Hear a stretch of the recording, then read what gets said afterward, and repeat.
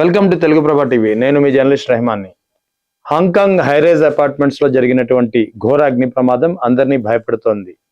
Hong Kong high-rise టవర్లలో నెలకొన్నటువంటి అగ్ని ప్రమాదం updates పరిశీలిస్తే ఇప్పటి వరకు 94 మంది చనిపోయారు. మరో 300 మంది జాడ ఇప్పటికీ తెలియలేదు. ఈ అపార్ట్మెంట్స్ ని హాంగ్ ఫుక్ కోర్ట్ కాంప్లెక్స్ గా పిలుస్తారు. 1983లో నిర్మించినటువంటి ఈ హైరైజ్ అపార్ట్మెంట్స్ అనేది ఒక్కొక్క టవర్ 8 టవర్లు ఉంటుంది. ఒక్కొక్క టవర్ లో 31 అంతస్తులు ఉంటాయి. మొత్తం 1984 ఫ్లాట్స్ ఉన్నాయి. వీటి 1984 ఫ్లాట్స్ లో 4600 మంది రెసిడెంట్స్ నివాసం ఉంటున్నారు. వీరిలో దాదాపు 40% మంది 65 ఏళ్ళు పైబడిన వారే. సో హైరైజ్ అపార్ట్మెంట్స్ ప్రమాదం ఎలా జరిగింది, ఎందుకు ఈ పరిస్థితి ఏర్పడిందంటే, హైరైజ్ అపార్ట్మెంట్స్ వాస్తవానికి 1983లో నిర్మించినవి కావడంతో వీటికి సంబంధించినటువంటి నిర్మాణ పనులు అప్పుడప్పుడు మెయింటెనెన్స్ పనులు కింద చేస్తుంటారు. ఇందులో భాగంగా మెయింటెనెన్స్ పనులు చేసేటప్పుడు, నిర్మాణ పనులు చేసేటప్పుడు అపార్ట్మెంట్స్ టవర్లు చుట్టూ, అంటే 8 టవర్లు, ప్రతి టవర్ చుట్టూ వెదురు బొంగలతో ఒక దడి లాంటిది కట్టారు. ఆ తర్వాత దానికి గ్రీన్ మ్యాట్ కప్పారు. దానికి అనుగుణంగా ప్లాస్టిక్ మ్యాట్ కూడా ఉంది. అంటే ఒక ఫైర్ ట్రాప్ కింద మొత్తం చుట్టూ ఉంది. ఈ లోపల పనిచేసే వాళ్ళు సిగరెట్ స్మోక్ వల్ల, మరే ఇతర కారణాల వల్ల, కారణం అనేది ఖచ్చితంగా ఇప్పటికీ తెలియలేదు, కానీ మొత్తానికి మంటలు అంటుకున్నాయి. మొత్తం 8 టవర్లలో 7 టవర్లు తీవ్రమైన మంటలలో చిక్కుకుపోవడంతో పెద్ద ఎత్తున మంటలు ఆలుముకున్నాయి. అదే సమయంలో ఈ నిర్మాణ పనులు చేసే క్రమంలో ఏదైతే ప్రతి అపార్ట్మెంట్ కి సంబంధించినటువంటి విండోస్ ఉంటాయో, విండోస్ వద్ద ఫైర్ ఫోమ్ అనే ఫ్రేమ్ ని బిగించారు. అంటే లోపలికి దుమ్ము ధూళి రాకుండా, ఈ నిర్మాణ పనులకు సంబంధించినటువంటి శబ్ద కాలుష్యం, సౌండ్ పొల్యూషన్ వల్ల డిస్టర్బ్ కాకుండా ఉండేందుకు ఈ రకమైన అరేంజ్మెంట్ చేశారు. అదే ఇప్పుడు ఈ ప్రమాదంలో అంతమంది చనిపోవడానికి, అంతమంది చిక్కుకుపోవడానికి ఒక ప్రధాన కారణంగా మారింది. ఎందుకంటే ఫైర్ ఫోమ్ అనే ఫ్రేమ్ తో కిటికీలను బిగించడంతో ఈ యొక్క అగ్ని యొక్క తీవ్రత మరింత పెరిగిపోయింది. అదే సమయంలో వెదురు బొంగులతో చుట్టూ దడికట్టి నిర్మాణ పనుల కోసం కట్టడంతో ఆ మంటల తీవ్రత మరింత పెరిగిపోయింది. హైరైజ్ అపార్ట్మెంట్స్ కావడంతో పైకి వెళ్లే కొలది మంటల తీవ్రత పెరిగిపోయి పొగంతా లోపలికి వెళ్ళిపోయి ఊపిరాడకుండా చనిపోయిన వాళ్ళు కూడా చాలా మంది ఉన్నారు. సో ఓవరాల్ గా మొత్తం కొంతమంది 65, ఇందాకే చెప్పుకున్నాం, 40% మంది 65 ఏళ్ళు పైబడిన వారు కావడంతో ఎటు తప్పించుకోలేని పరిస్థితి కూడా ఏర్పడింది. ఇప్పటి వరకు 94 మంది చనిపోయారు. దాదాపు 60-70 మంది వివిధ ఆసుపత్రుల్లో చికిత్స పొందుతున్నారు. మరో 300 మంది వరకు ఇంకా జాడ తెలియలేదు. వారి జాడ తెలియాల్సింది. వారు అక్కడే కాలి బూడిదయ్యారా, లేకపోతే తప్పించుకునే క్రమంలో పైనుంచి ఎక్కడైనా దూకేసినప్పుడు వారి ఆచూకీ తెలియలేదా అనేది ఇంకా చాలా సెర్చింగ్ ఆపరేషన్ అనేది జరుగుతోంది. మొత్తానికి 7 టవర్లకు సంబంధించినటువంటి మంటల్ని అతి కష్టం మీద దాదాపు 300కు పైగా సిబ్బంది ఆర్నెస్సులు శ్రమించి డ్రోన్ల సహాయంతో, రోబో కెమెరాల సహాయంతో, దాదాపు 30-40 అగ్నిమాపక వాహనాల సహాయంతో మంటల్ని అదుపులో తీసుకురావడం జరిగింది. సో ఓవరాల్ గా హాంకాంగ్ అగ్ని ప్రమాదానికి సంబంధించినటువంటి లేటెస్ట్ అప్డేట్స్ ఇవి.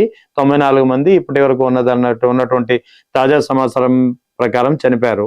అయితే హాంకాంగ్ లో జరిగినటువంటి ఈ ఫైర్ యాక్సిడెంట్ అనేది ఇప్పుడు చాలా ఆందోళన కలిగిస్తుంది. ముఖ్యంగా ఇండియాలో, మరీ ముఖ్యంగా హైదరాబాద్ లో హైరైజ్ టవర్ల కల్చర్ రోజు రోజుకు పెరిగిపోతుంది. స్కై స్క్రాపర్స్ అనేవి చాలా పెద్ద ఎత్తున నిర్మాణంలో ఉన్నాయి. ఈ నేపథ్యంలో కోకాపేట లాంటి ప్రాంతంలో అయితే ఎటు చూసినా సరే ఈ హైరైజ్ టవర్లే దర్శనమిస్తున్నాయి. కోకాపేటలో కావచ్చు, హైటెక్ సిటీలో కావచ్చు, మాదాపూర్, ఇలాగే దాదాపు హైదరాబాద్ లో ఎక్కడ చూసినా సరే పెద్ద బహుళంతస్తుల భవనాలు, దాదాపు 30-40 స్టోర్స్ ఉన్నటువంటి బిల్డింగ్లు దర్శనమిస్తున్నాయి. కొన్ని చోట్ల కోకాపేట లాంటి ప్రాంతాల్లో అయితే 50 ఫ్లోర్ల టవర్లు కూడా నిర్మాణంలో ఉన్నాయి. కొన్ని నిర్మాణంలో ఉంటే కొన్ని నిర్మాణం పూర్తి చేసుకుని ఇప్పటికే రెసిడెంట్స్ తో నిండి ఉన్న పరిస్థితి.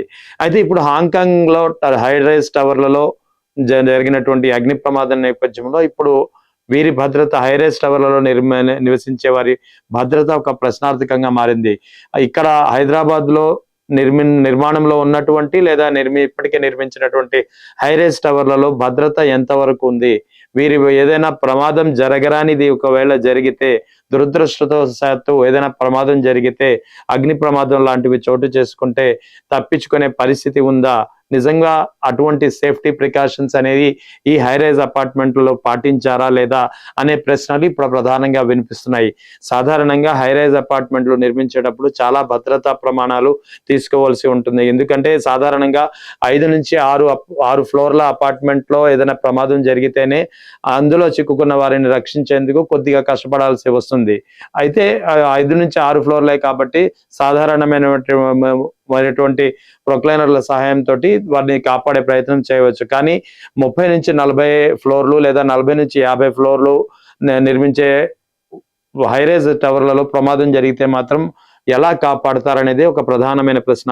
సో అందుకు అనుగుణంగా అటువంటి భద్రతా ఏర్పాట్లు చర్యలు ఈ నిర్మాణంలో ఉన్నప్పుడు ఎవరైతే బిల్డర్లు ఉన్నారో వాళ్ళు తీసుకుంటున్నారా లేదా అనే ప్రశ్నలు ఇప్పుడు ఉదయిస్తున్నాయి. ముఖ్యంగా దీనికి సంబంధించి చాలా ప్రికాషన్స్ తీసుకోవాలి. ముఖ్యంగా ఒక టవర్ కు కనీసం 2 స్టెయిర్ కేస్ మార్గాలు ఏర్పాటు చేయాల్సి ఉంటుంది. ఆ తర్వాత స్మోక్ డిటెక్టర్స్ అనేవి ఎక్కడికక్కడ ఏర్పాటు చేయాలి. ఎందుకంటే ఏమాత్రం ఎక్కడ నుంచైనా చిన్నగా పొగ వచ్చినా సరే ఆ పొగను గుర్తించి వెంటనే డిటెక్టర్లో అలారం మోగించేలాగా, తద్వారా అక్కడ ఉన్నటువంటి నివాసితుల్ని అప్రమత్తం చేసేలా ఒక సిస్టమ్ ఉండాలి. ఇవే స్మోక్ డిటెక్టర్స్ అంటారు. ఆ తర్వాత స్ప్రింక్లర్ వ్యవస్థ అనేది దాదాపు ప్రతి టవర్ లో ప్రతి ఫ్లోర్ లో ఉండాలనేది ఒక నిబంధన ఉంది. స్ప్రింక్లర్ అంటే ఏదైనా ప్రమాదం, ఒకవేళ అగ్ని ప్రమాదం జరిగినా వెంటనే నీటిని స్ప్రే చేయగలిగే ఒక సిస్టమ్ అనేది అక్కడ వర్కౌట్ అయి ఉండాలి. రెండోది ఫైర్ అలారం సిస్టమ్ అనేది ఖచ్చితంగా పనిచేయాలి. ఎక్కడైనా ఏదైనా ప్రమాదం జరిగితే వెంటనే ఫైర్ అలారం మోగడం ద్వారా అక్కడ ఉన్నటువంటి నివాసితులను అప్రమత్తం చేసి స్టెయిర్ కేస్ ద్వారా, లిఫ్ట్ ఉపయోగించకుండా స్టెయిర్ కేస్ ద్వారా వాళ్ళు బయటికి వచ్చే ఏర్పాటు చేయవలసి ఉంటుంది. ఇక డోర్స్, విండోస్ ప్రధానం. ఇది చాలా కీలకమైనవి.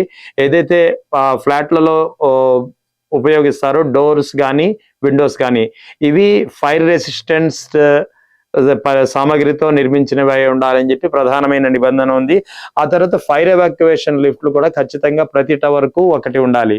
అంటే సాధారణంగా రెసిడెంట్స్ ఉపయోగించే లిఫ్ట్లు కాకుండా ఫైర్ అలారం లిఫ్ట్లని ప్రత్యేకంగా ఉంటాయి. అంటే ఎవరైతే ఒకవేళ ఏదైనా ప్రమాదం జరిగితే పొరపాటున దురదృష్టవశాత్తు ఫైర్ ఫైటర్స్ ఎవరైతే అగ్నిమాపక సిబ్బంది ఉంటారో వారికి అనుగుణంగా అక్కడ వారు ఉపయోగించడానికి, అక్కడ మంటల్ని అదుపులో తీసుకురావడానికి ఫైర్ లిఫ్ట్స్ అనేది ప్రత్యేకంగా ఉంటాయి. అది ప్రతి టవర్ కి ఒకటి ఖచ్చితంగా ఏర్పాటు చేయవలసి ఉంటుంది.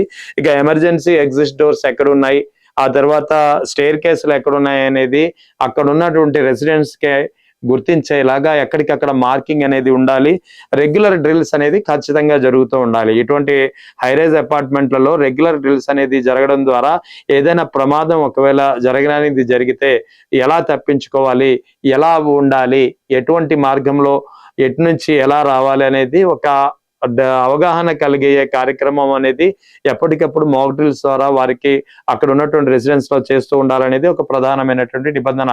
మరి ఇన్ని నిబంధనలని హైదరాబాద్ లో ఇప్పటికే నిర్మాణంలో ఉన్నటువంటి ఈ హైరేజ్ టవర్ల బిల్డర్లు ఏ మేరకు పాటిస్తున్నారు, అసలు పాటిస్తున్నారా లేదా అనేది ఒకసారి చెక్ చేసుకుంటే మంచిది అనేది హాంకాంగ్ ఫైర్ యాక్సిడెంట్ నేపథ్యంలో వినిపిస్తున్నటువంటి ప్రధానమైనటువంటి విషయం.